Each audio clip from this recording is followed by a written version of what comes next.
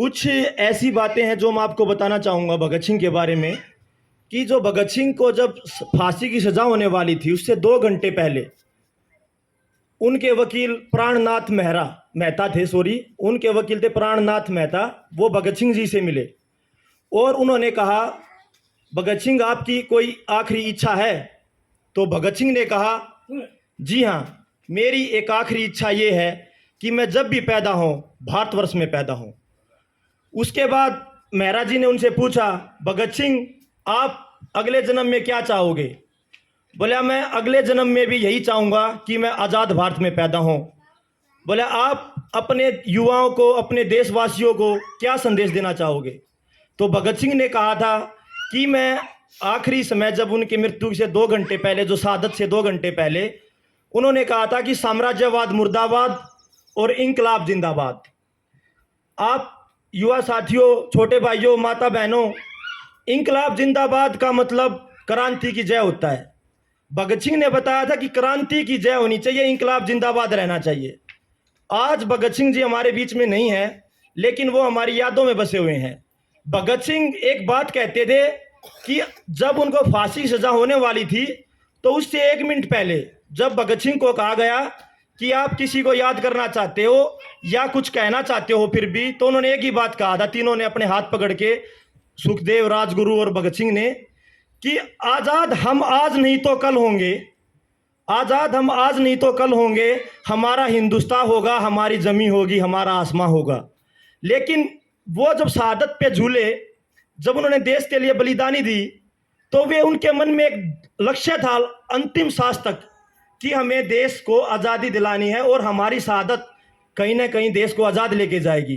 तो मैं यहाँ उपस्थित अपने सभी भाइयों को ये कहना चाहूँगा कि अपना लक्ष्य निर्धारित करो, कोई भी लक्ष्य हो। भगत सिंह देश के लिए फांसी के फंदे पे झूल गया, लेकिन आखिरी सांस तक इंकलाब जिंदाबाद, साम्राज्यवाद मुर्दाबाद। जो भी कार्य आप लोग करते हो, हम भगत सिंह से बहुत सारी प्रेरणा ले सकते हैं। निस्भाव से करो, बिना किसी स्वार्थ के भाव से करो, वो कार्य जरूर सफल होगा। अगर हम स्वार्थ भाव से करेंगे कि इस कार्य करने से ये होगा वो होगा, वो कार्य सफल तो दिखेगा लेकिन सफल होगा नहीं। इसलिए जो भी कार्य होता है सामाजिक, हमें निस्भाव से, बिना किसी ये डर के, हम अच्छा कार्य कर रहे हैं, आप लग रहा कि हमारे पास संख्या नहीं है।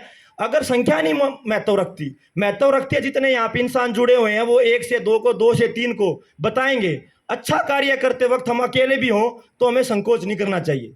ऐसा नहीं, अगर यहाँ पे हवन पे 2 आदमी भी मौजूद होते तो वो 2 आदमी भी पूरे गांव का प्रतिनिधित्व कर रहे थे। तो मैं आप लोगों से, सभी से यही कहना चाहता हूँ कि भगत सिंह जी से सीखो और ये सीखो कि अपना जिंदगी में उद्देश्य बनाओ। ऐसा नहीं है कि भाई ये बुजुर्ग हैं, ये इनका कोई उद्देश्य नहीं है, इन्होंने हमें पैदा किया है, ये हमारे बड़े हैं, इनसे हमें सीख लेनी पड़ेगी, बड़ों से सीख लेनी पड़ेगी।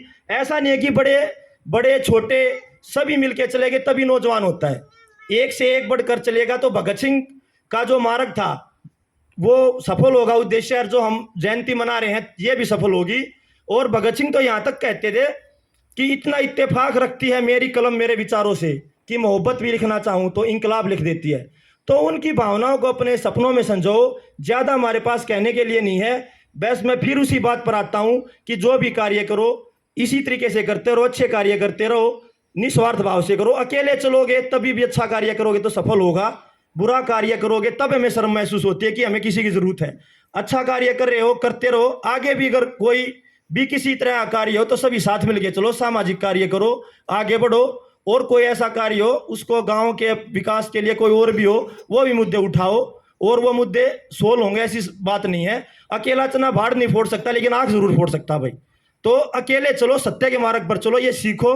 यही मेरा कहना था। समय ज़्यादा हो गया और इसी के साथ मैं यही कहना चाहूँगा भाई उनकी यादों को संजो और ये कार्य करते रहो। धन्यवाद सभी को, मेरा नमस्कार।